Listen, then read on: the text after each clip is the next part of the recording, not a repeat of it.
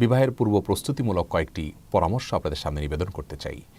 বিবাহের জন্য বিবাহেচ্ছুক মানুষের সবচেয়ে বড় এবং প্রথম প্রস্তুতির বিষয় হলো নিজেকে মুত্তাকি, পরহেজগার, পাপের কাজ এবং আল্লাহর অবাধ্যতার কাছ থেকে দূরে থাকার মতো মানুষ হিসেবে গড়ে তুলতে হবে। আমরা সবাই চাই আমাদের জীবনসঙ্গিনী যিনি আসবেন তিনি যেন ফেরেশতার মতো একজন ভালো মানুষ হন।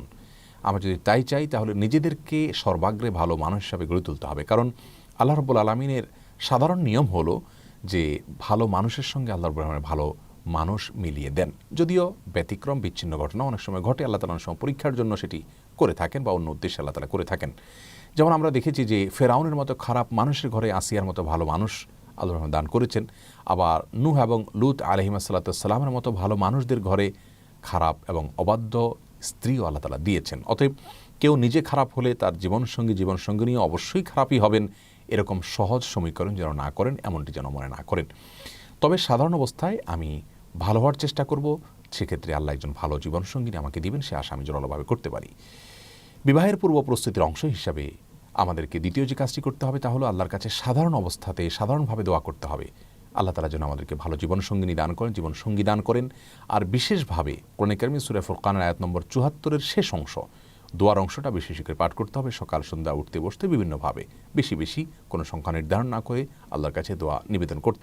আপনি আমাদের জীবনসঙ্গিনী এবং পরিবারের সদস্যদেরকে, সন্তানদেরকে এমন মানুষ হিসাবে আমাদের সামনে উপস্থিত করুন, বা এমন মানুষদেরকে আমাদের জীবনসঙ্গিনী এবং পরিবারের সদস্য হিসাবে দান করুন যাদেরকে দেখলে আমাদের নয়ন জুড়িয়ে যায়, চোখ জুড়িয়ে যায়, অন্তর শীতল হয়ে যায় এবং যারা মুত্তাকিদের ইমাম হতে পারে। অত্যন্ত অর্থবহ চমৎকার একটি দোয়া, এটি বেশি বেশি করে পাঠ করা যেতে পারে ভালো জীবনসঙ্গিনী পাওয়ার জন্য। এটি বিবাহের পূর্ব প্রস্তুতির অত্যন্ত গুরুত্বপূর্ণ একটি অংশ। তৃতীয়ত, বিবাহের পূর্ব প্রস্তুতি হিসাবে একজন ভালো জীবনসঙ্গিনী পাওয়ার স্বার্থে যার ভিতরে দিনদারিতা আছে, যার ভিতরে তাকওয়া আছে, যার ভিতরে অল্পে তুষ্টি আছে, যার ভিতরে দুনিয়ার মোহ নাই, লোভ নাই, এরকম একজন মানুষকে জীবনসঙ্গী হিসাবে তালাশ করে নিতে হবে।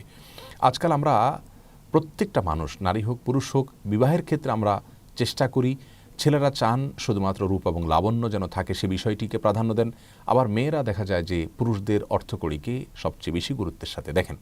অথচ রাসূল করিম সাল্লাল্লাহু আলাইহি ওয়াসাল্লাম আমাদেরকে বলেছেন ফাসফার বিযাতিদ দ্বীন, বিবাহের ক্ষেত্রে জীবনসঙ্গিনীর দিনদারিতাকে তুমি গুরুত্বের সাথে দেখবে এবং দিনদার জীবনসঙ্গিনী পেয়ে তুমি জেতার চেষ্টা করবে, কারণ সেটাই প্রকৃত সুখ এবং সেটাই প্রকৃত সমৃদ্ধি।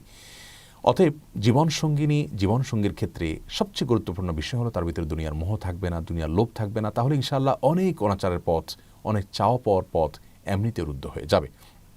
বিবাহের চতুর্থ যে প্রস্তুতির কথা বলবো তা হলো জীবনসঙ্গিনী নিজের জীবনের পার্টনার যিনি হবেন তার অধিকার সম্পর্কে আগে থেকে জেনে নিতে হবে। এটি বিবাহের প্রস্তুতির অংশ। অনেক সময় দেখা যায় যে দাম্পত্য জীবনে এসে নারী পুরুষ একে অন্যের অধিকার খর্ব করেন, ক্ষুণ্ণ করেন, নিজের অযান্ত্রিক অধিকার নষ্ট করছেন এবং যার ফলে দাম্পত্য জীবনে অশান্তি হয়ে যায়। এজন্য বিবাহের আগে থেকে আপনার জীবনসঙ্গী বা জীবনসঙ্গিনীর কী কী অধিকার আল্লাহ তাআলা দিয়েছেন, কোরআন হাদিস দিয়েছে, সেগুলোকে অত্যন্ত ভালোভাবে রপ্ত করে নিতে হবে। বিবাহের ৫ নম্বর প্রস্তুতি হলো ছেলেরা হালাল উপার্জনের চেষ্টা করবেন, কারণ বিবাহের পরে তার স্ত্রী এবং পরিবারের ব্যয়ভার বহন করা ইসলাম শরীয়ত তার জন্য আবশ্যক করেছে। যিনি স্ত্রী এবং পরিবারের ন্যূনতম ব্যয়ভার বহন করার ক্ষমতা রাখেন না, ইসলাম শরীয়ত তাকে বিবাহের নির্দেশ দেয় না, বরং তাকে বিবাহের বিকল্প হিসাবে সিয়াম বা রোজা রাখার পরামর্শ দেয়। অতএব বিবাহের পূর্ব প্রস্তুতি হিসাবে হালাল উপার্জন করার চেষ্টা করতে হবে। হালাল উপার্জন মানে লক্ষ লক্ষ কোটি কোটি টাকা উপার্জন করা নয়। আপনি যদি অল্পে তুষ্ট থাকবেন, দুনিয়ার প্রতি মোহ নয় এমন জীবনসঙ্গিনী আপনি নেওয়ার বিষয়ে সিদ্ধান্ত নিয়ে থাকেন, তাহলে সেক্ষেত্রে আপনার হালাল উপার্জনের ডেফিনিশন অত্যন্ত সংক্ষিপ্ত হবে। কোনো রকম জীবন ধারণ করার উপায় আপনি জোগাড় করতে পারলে সেটি আপনার হালাল উপার্জন হিসাবে বিবেচ্য হবে। একইভাবে মেয়েদের জন্য বিবাহের পূর্ব প্রস্তুতি হিসাবে গৃহস্থলী কাজকর্মগুলোকে ভালো করে রপ্ত করে নিতে হবে। অনেক সময় আজকাল দেখা যায় যে দাম্পত্য জীবনে এসে গৃহস্থলী কাজ না জানার কারণে স্বামীর সাথে বনিবনা হয় না, বোঝাপড়ার সমস্যা তৈরি হয় এবং সুখ এবং শান্তির ঘাটতি দেখা যায় পারিবারিক জীবনে। এই জন্য গৃহস্থলী কাজগুলোকে রপ্ত করে নেওয়া এটা মেয়েদের বিবাহের পূর্ব প্রস্তুতির অংশ।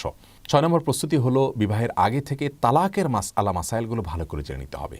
কি পদ্ধতিতে তালাক দেওয়া জায়েজ, কোনভাবে তালাক দেওয়া নিষিদ্ধ, কোন সময় তালাক দেওয়া যায়, কোন সময় তালাক দেওয়া যায় না, তালাকের কথা বলার আগে কতটা সাবধানতা অবলম্বন করতে হয়, তালাক কত স্পর্শকাতর বিষয়, এই বিষয়গুলোকে আগে থেকে জেনে নিতে হবে। বেশিরভাগ পরিবারে দেখা যায় যে তালাক দেওয়ার পরে সে আফসোস করেন, আক্ষেপ করেন এবং বলেন যে আমি তো আসলে জানতাম না। এই জন্য বিবাহের আগে থেকেই তালাকের মাসআলাগুলো জেনে নেওয়া, জেনে রাখা এটা দোষণীয় নয়, বরং এটি ভালো বিষয় এবং এটি বিবাহের অত্যন্ত গুরুত্বপূর্ণ একটি প্রস্তুতি বলে আমরা মনে করি। সপ্তম এবং সর্বশেষ প্রস্তুতি হলো পারিবারিক ব্যবস্থাপনা এবং প্যারেন্টিং সংশ্লিষ্ট যে সমস্ত কোর্সগুলো পাওয়া যায়, নারী এবং পুরুষ উভয়কে সেই কোর্সগুলো করে নিতে হবে। আজকাল অনেক ওলামা একরাম অনেক ভালো ভালো কোর্স অফার করে থাকেন, যে কোর্সগুলোর মাধ্যমে আমরা আমাদের পারিবারিক যে বিধিবিধানগুলো সেগুলো জানতে পারবো। পুরুষ তার শ্বশুরবাড়ির কার সাথে দেখা করতে পারবেন না পারবেন, মেয়ে তিনি তার শ্বশুরবাড়ির কার সাথে দেখা করতে পারবেন না পারবেন, কার প্রতি তার কি কর্তব্য আছে না আছে, এই বিষয়গুলো জানতে পারবেন। এবং একজন মেয়ে মানুষ তিনি তার স্বামীর সংসারে গেলে বা যৌথ পরিবারে বা একাকী থাকলে সেখানে কি কি সমস্যা সাধারণত ফেস করে থাকেন সেগুলো কিভাবে তিনি ট্যাকেল দিবেন। এবং পুরুষ মানুষও বিবাহের পরে তার মা বাবা ভাই বোনের দিক থেকে বা শ্বশুরবাড়ির দিক থেকে কি কি সমস্যাগুলো সচরাচর এগুলোর মুখোমুখি হতে পারেন, যেগুলো আমাদের সমাজে হয়ে থাকে। বিবাহ এবং পরিবার ব্যবস্থাপনা সংশ্লিষ্ট কোর্সগুলো করার মাধ্যমে আমরা সেসব বিষয়গুলোকে অত্যন্ত ভালোভাবে সমাধান করার পথ রপ্ত করতে পারবো। এজন্য কোর্সগুলো করে নেওয়া এটাও বিবাহের অত্যন্ত গুরুত্বপূর্ণ একটি প্রস্তুতি। আমরা এই সমস্ত প্রস্তুতিগুলোকে যদি গুরুত্বের সাথে আগে থেকে নেই, ইনশাআল্লাহ বিইذনিল্লাহ দাম্পত্য জীবনে আল্লাহ রাব্বুল আলামিন আমাদেরকে সুখ এবং শান্তি দান করবেন।